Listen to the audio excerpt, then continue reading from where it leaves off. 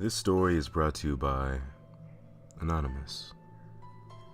It is titled 9-Year-Old Edward and the Shadow Man. August 13th, 1921. Professor Herbert Clayton. Children's Ward. St. Mary's Children's Hospital. Fife, Scotland. Dear Professor, my trusted friend and mentor, I write to you in the hope that you may advise me on a matter of urgency concerning a patient of mine. Edward is a boy of just 9 years old who arrived with his mother 6 days ago with a disposition so positive that we did not first want to admit him. This did not last long. Edward claims that 6 days ago, while playing in the garden, he became aware of someone or something watching him. He identified a shadowy figure like black ink with large circular eyes and elongated limbs.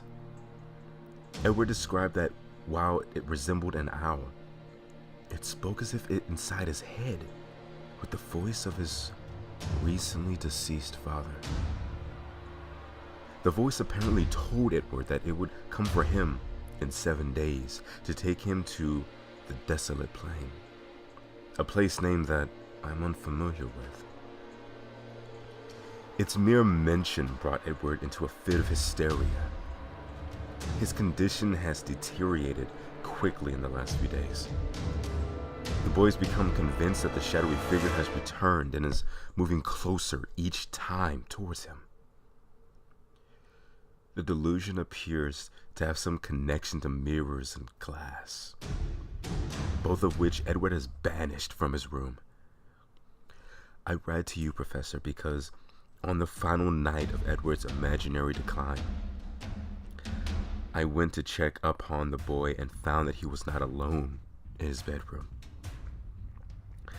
I could discern only 2 things in the moonlight, each of them a sight I shall take to the grave. First, a figure whose retracting limbs cracked like broken wood as it moved into the shadows. The second, a look of such tragic countenance etched upon that child's face that none could suffer it and be unmoved. I heard your voice from the shadows, emanating from 2 round eyes that glinted and lost themselves like waves upon a black sea. But it was not your voice, Professor. And I write to you now because Edward passed away this morning. And I am no longer alone, even when I believe myself to be. Faithfully, Dr. George Booth.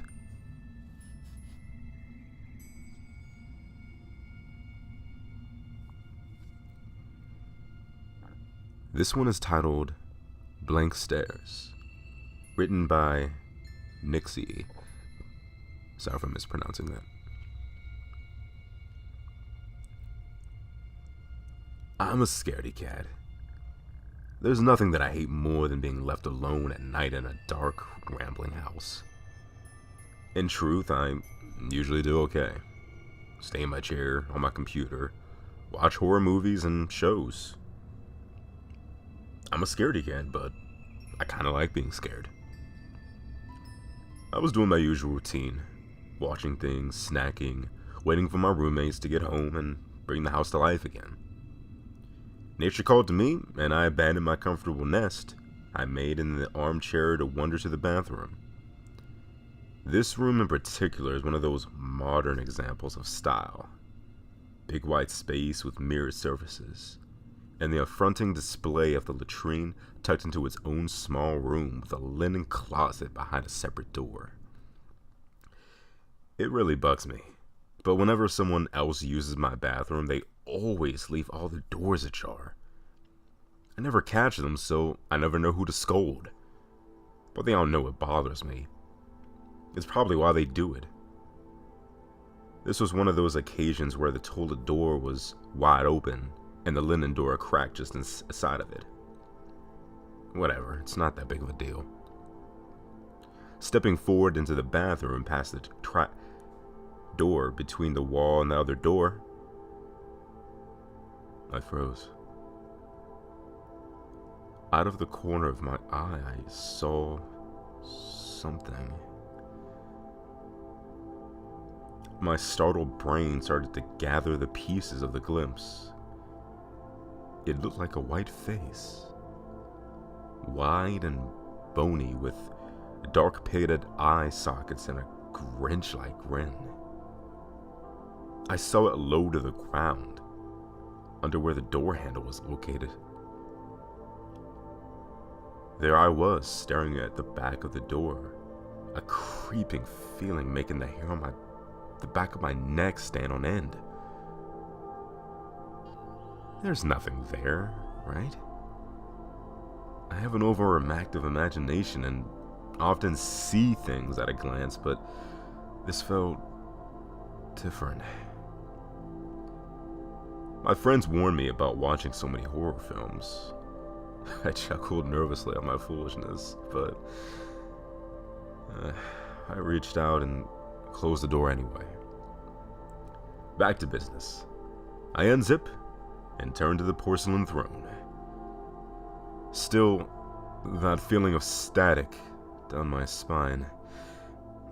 It feels like I'm being watched. Darn it, I can't pee like this. I turn to face the closet again. Door closed just like I left it. For a minute or two, I just stay there, watching the door. This is stupid. The sound of my own voice started to tense in the air. There is nothing there and you know it. It's just no logical way to be acting like this. With a little pep talk snapping me out of my unfounded petrification, I do as I need and leave. But closing the door after me. I don't just like them open, okay? Wash my hands at the separate sink and head back to my room, closing the final door to the gleaming white and utterly harmless room. Seriously, what's wrong with me? I closed out the show I was watching and opened a new tab to a meme site, needing something funny to take my mind out of my current state of agitation. Everything's fine, for goodness sake. Wait. Was that bathroom door? Was that the door I just heard?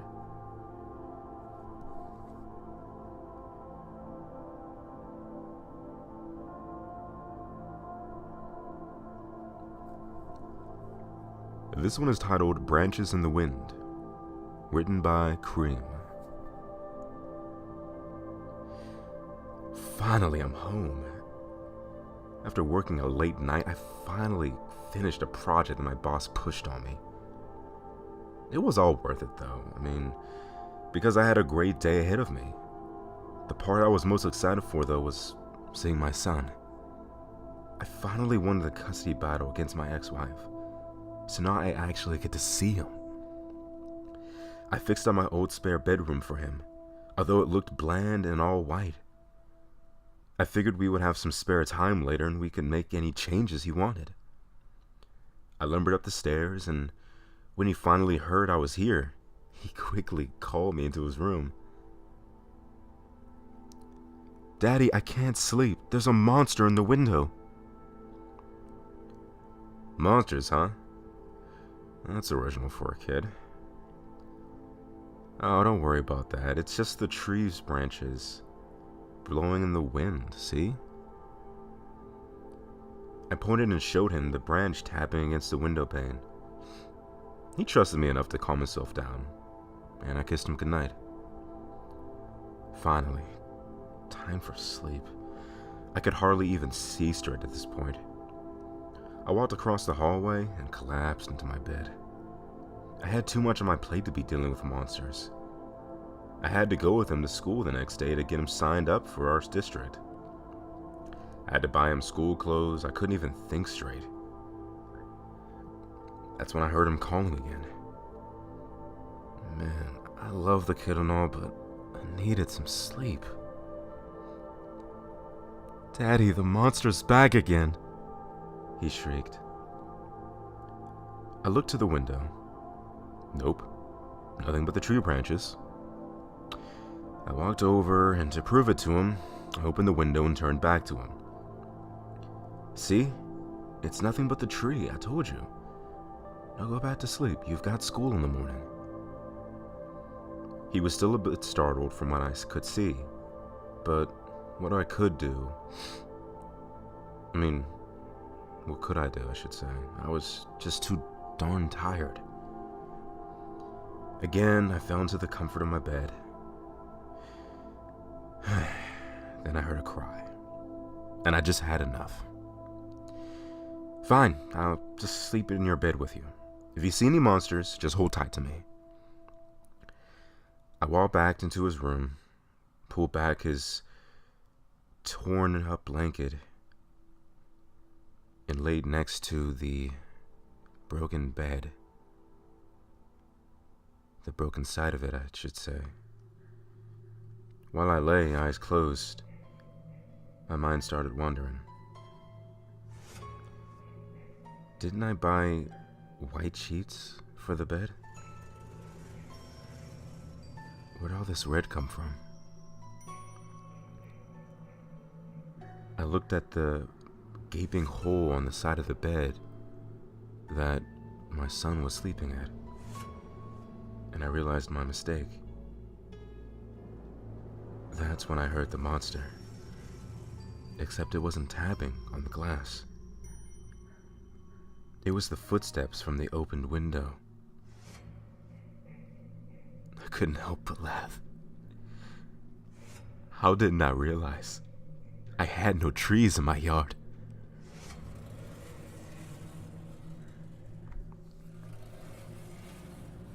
Well, those are 3 stories I picked out from the Creepypasta app. I've always been into reading types of stories like that. It's kind of hard to find a good, scary story that doesn't involve, blood and gore or excessive cussing. A lot of people now think you can only have a true horror story with blood and gore and over excessive cussing. But I think if you are a good writer, you can actually do that without those things and be able to tell a scary story, because blood and gore and all that stuff, it doesn't scare me. The scare is when the thing is behind you and you don't know it, or it's after you and you don't know where to go. The classical writing of the the suspense and all those good things that come from that type of writing, what originally did scare people. Good writers, I believe, don't have to go that route. And I hope you guys did enjoy this little Odyssey reading of mine. I'm actually pretty excited because I got casted for on castingcall.com, and I got 2 roles for myself. I'm really excited. One was a Five Nights at Freddy's voice acting job. I'm gonna be voice acting Withered Freddy, and he's more like a side character. Of course, he is a Freddy, but he's Withered Freddy. So I got a couple lines. I'm happy about that. I'm pretty excited. And then there's another voice acting job that I have. I forget what actually it is, because I auditioned for a couple, so I'm not sure which one I have just yet. But this one's more of a mystery, sci-fi, H.P. Lovecraft kind of story. And if I remember correctly, that one's the audiobook and the other one's for YouTube, the Five Nights at Freddy's one. So we'll see. I'm looking pretty eager to this, so I just wanted to add that in there too. I'll be keeping you guys updated with that. And if you guys have any other stories you'd like me to read in the future, let me know. I really was excited to get back into this, and honestly, expect me doing this at least once a week. Tongue twisters. Let me guys know how you feel about this. Until the wind hits our sails yet again, don't be sure. Excuse me. Do be sure to like, comment, and subscribe, all that good stuff if you enjoyed this. And until the wind hits our sails yet again, I will see you all in the next Odyssey. Later days.